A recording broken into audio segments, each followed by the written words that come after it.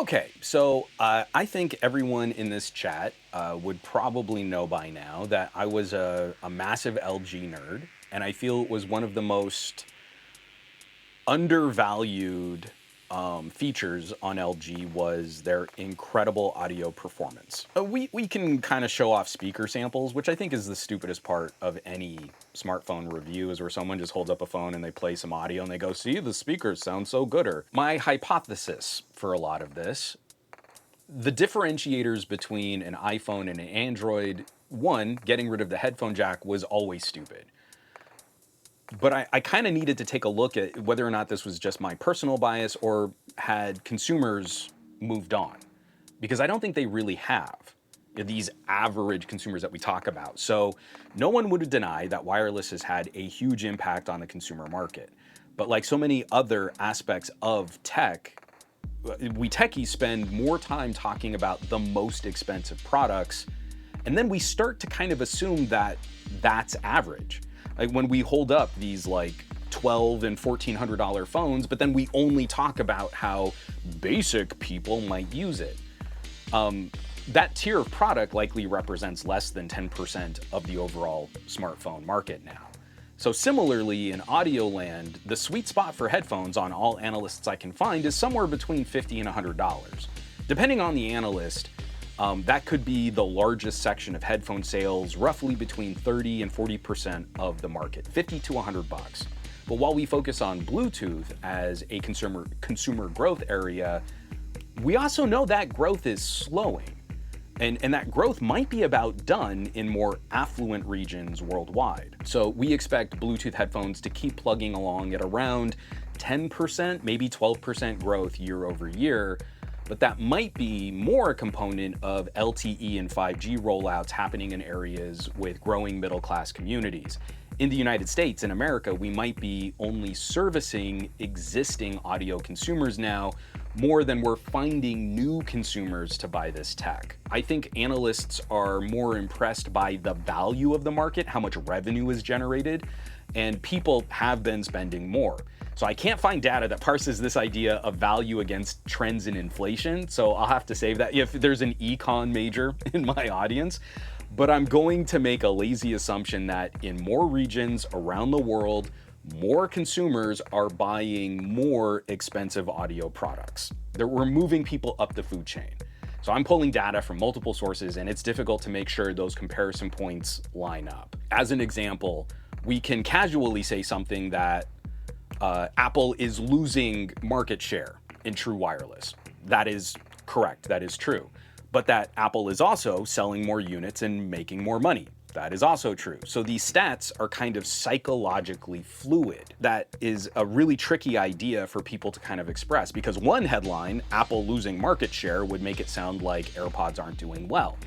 But then another headline would say, oh, but Apple has never made more money in the history of the company than they have to this date, and AirPods are a massive add-on accessory purchase. So both of those ideas need to be balanced against each other, and when we look at analyst data, it's really hard to pull each of these ideas apart and make sure we're comparing good data, oranges to oranges. So what I've been doing instead, what we can do instead, I've been trying to look at the information provided by retailers. Now, no store out there is ever going to give me exact details on their consumer demographics, but we can look at how they sort their own popular products. So over the last couple months, I've been watching Amazon, Newegg, Target, and B&H, and I've been trying to keep tabs on organizing audio by best-selling products. And when we focus on direct sales, not marketplace used or refurb stores on sites like Amazon and Newegg, I think we get a glimpse into what people are really buying. So trying to search as broadly as possible for earbuds or headphones, we do see a trend towards Bluetooth options. But there's a surprisingly healthy mix of wireless and cabled earbuds. Over the summer and leading into back to school shopping, we saw a greater mix of cabled headphones in the list of results. I could go roughly 5 pages deep on Amazon and still see results for cabled audio options selling over 10,000 units in the last month. Amazon is the only retailer that kind of gives that metric clearly on their main search results page. So now if we look at Black Friday, I can kind of pull this up here. Of course, we're going to see a whole bunch of Bluetooth and other wireless, true wireless options, but in the top 5 results, bam, Apple EarPods, headphones with USB-C plug, over 10,000 units bought in the last month, right there. They're right next to each other in a lot of these. Now, store trends also mattered too. So Amazon, especially right now after Black Friday, it's probably a stronger mix of Bluetooth, but then I kick over into something like Target, and right on that top page, the best-selling products are $10 cabled headphones. The fourth listed product, Apple EarPods, USB-C. This is a major retailer, and a lot of people make that kind of impulse buy. You have to go to lower results before you start seeing Bluetooth, and then you start seeing wired make another appearance. Down towards the bottom of the page, we're still seeing tremendous sales on the Lightning connector EarPods. Those are $20 earbuds, getting a Lightning connector on some AirPods. But we're not too far removed from 3.5 millimeter jack audio still being heavily purchased. So this is Target today. After Black Friday sales, after the aspirational Bluetooth, Target is still selling a grip of Sony ZX series wired on-ear headphones, the MDR ZX110. You can get some Sony on-ear audio goodness for roughly $10. So Target definitely keeps sort of the broader mix of lower cost audio solutions. Oh yeah, I do have Newegg, there we go. So Newegg, you're gonna see a lot more of the professional and gaming options. The fourth Newegg hand-picked. It's the lowest price in 30 days, the fourth most popular, sorted by popularity, Bear Dynamic DT770 Pro 80 ohm reference headphones for control and monitoring purposes. And a lot of what we see on Newegg, more representative of gaming and professional headsets. Newegg tends to have that kind of as their representative. And then in B&H, we shouldn't be surprised that after we get through some AirPods just at the top of the sales, we immediately start seeing in-ear monitors. Immediately after that, this is the number 5 on B&H, is the Shure SE215 Pro sound isolating earphones. Professional grade IEMs, $90 cabled audio.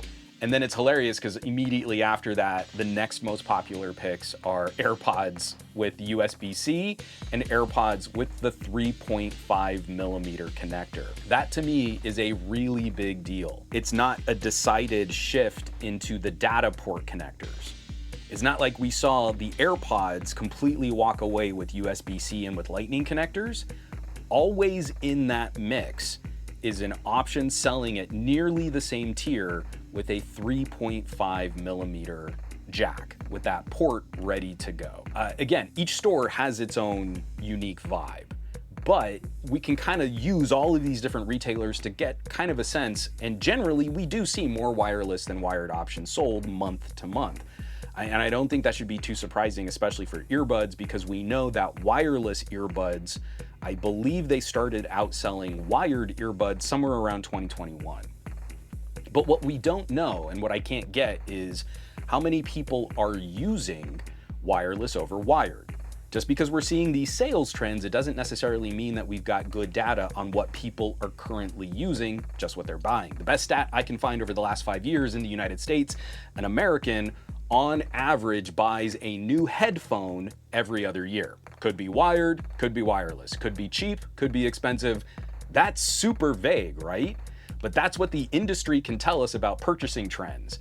A headphone every other year. Very few breakdowns will tell us how long people hold on to their headphones and how long a wired headset will last compared to a wireless option. For data like battery longevity, it just seems more likely that people will need to replace more expensive wireless earbuds more frequently than less expensive but still nicer wired earbuds. We know a Target shopper is likely to be buying a lot more cheap cabled headsets, and I'm pretty sure we shouldn't expect a $7 earbud from Target to last over 2 years of regular use. What we can also take a look at, though, are headphone adapters. And I'm going to lean on Amazon specifically just a little bit harder for this one, because we can get those claims from Amazon on their sales numbers. And when we look up these little Lightning and USB-C dongles, these adapters, they're still wildly popular. The first 2 pages of results will rival the first 2 pages of results just for a generic search like earbuds. And numerous adapters are still being sold more than 10,000 units a month. I need to travel out to like page 6 of Amazon results before I start seeing adapters selling fewer than 1,000 units a month. Like here's a JX Mox 9,000. Because again, all of this is going to be organized differently based on your searches on Amazon, but you know, I'm an audio nerd, so I'm kind of trusting Amazon's trying to sell me some audio stuff. It's the best I've got right now. It's really, this is kind of the only publicly accessible information. Those USB adapters will stand in stark contrast to any search I can perform on wireless headphone adapters or Bluetooth DACs. The most popular options for Bluetooth adapter are really the auxiliary input adapters. So you would plug something into a car that would act as a Bluetooth receiver. And many more adapters of that kind are sold over higher quality Bluetooth DAC style. So here, I do have this search results page up. The best sellers for things like Bluetooth DACs, 100 plus bought in the last month. 500 plus bought in the last month. A FIO BTR3K, this is an incredible Bluetooth DAC, it's $70, 50 were bought in the last month. And when we compare that to the older auxiliary input receivers, that older style of adapter, those still sell tens of thousands of units every month. So there are so many people out there that have older cars that have a headphone input, a headphone jack input, but their phones no longer have a headphone output.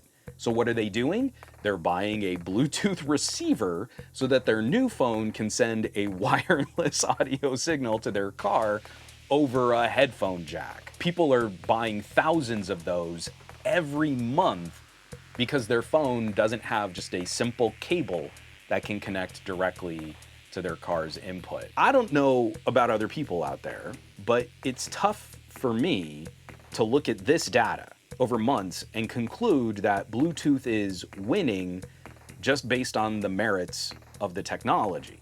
There is one kind of convenience that with Bluetooth, the user isn't tethered to a phone, a tablet, or a PC. But then there are other drawbacks, like having another gadget that you need to charge. We've only recently gotten better multi-connection features on the newest and most expensive headphones so that users don't need to keep pairing and repairing earbuds to different devices. Still have issues with signal stability and signal quality and battery longevity and latency and all of these problems. So we should expect a $100 true wireless earbud to have decent longevity, maybe in that 2 to 3 year era. I'm personally really sad that my favorite expensive true wireless earbuds are now starting to fail. Just over 2 years in regular rotation. Not 2 years using them all day, every day, because I have so many audio products in front of me right now, I don't lean on these hard. I'm using them intermittently over 2 years, and now they're starting to fail. But instead, if we could get more people to use $30 to $40 earbuds with replaceable cables, I would assume we could get many years of use and then replace the cables a couple times before we would have spent as much on a true wireless earbud. And that's not an outlandish idea if I screen share again, because just looking at like Cyber Monday deals, this is kind of a big one. The KZ-ZS10 is a $40 multi-driver earbud with replaceable cables, one of the more popular options on Amazon above $20, because $20 is kind of where AirPods live. And this is, you know, according to Amazon, over 6,000 of these were sold in the past month. This is just one earbud from a manufacturer with almost no marketing or presence outside of audio nerds. Like KZ is not out there putting out commercials, but this one little earbud at $40 is selling at a much higher clip than I would have expected. It doesn't lead us to that audiophile argument. This is not a niche market stance built on $1,000 headphones sold to a tiny fraction of enthusiasts. This is a broad, a huge consumer trend. The really premium stuff is just a tiny slice of both the wired and the wireless markets. Very small numbers. Remember, most popular, $50 to $100. That price really matters more than anything else. So I'm sure we'll continue to see growth in wireless as other form factors like open ear options and bone conduction and different headsets, these things are maturing really quickly. But a huge population of people are still buying wired. And while most phones have mostly lost the headphone jack, other devices like laptops still maintain that port. So when consumers lose the headphone jack, we're still seeing hundreds and hundreds of thousands of adapters being sold every month to replace the functionality that's been removed. Now, for any techie out there, because I bring this up a lot and I get a lot of pushback on this, for any techies that are still rolling their eyes at the headphone jack, or they act like, oh, they're just so over it, I'm just so happy to be done with that headphone jack, that can be your personal bias, but it does not represent consumer trends. It is not where average consumers live.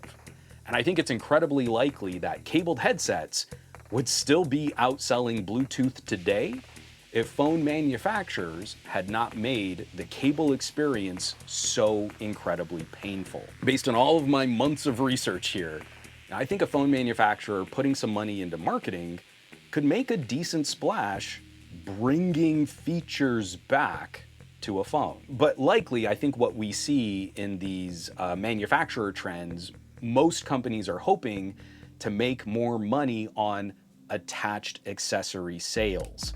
A Bluetooth earbud is going to be more expensive than a cabled earbud, and a cabled earbud has the potential to last longer because you don't have to worry about it getting lost as easily, and you don't have to worry about the battery failing. After 2 years, a really expensive pair of earbuds that I absolutely loved, I'm probably gonna have to move on from my little earbuds here. So rather than just focusing on overall phone sales, they want the phone to sell, and then they want to attach really expensive accessories. And I think that's a bummer. But maybe you see it differently. I've been seeing some activity in the chat. We're gonna talk through some of the responses to this information, to this data, and I would love, especially for people that are catching this on replay, I would love to hear your replies. I'm gonna put a question out there. Can innovation for mobile gadgets also include a return to the useful tech that we might have given up on, that we might have lost along the way? Can we say it's innovative to bring back the headphone jack and prevent the need for hundreds of thousands of people to be buying adapters every month? I think there's some potential there. So let me take a quick drink of water as I've wrapped up that analysis there. And I've got some fun comments here, and we can kind of chat out some of what y'all think. What do you think? Because I think that's probably more important than me prattling on for another 20 minutes.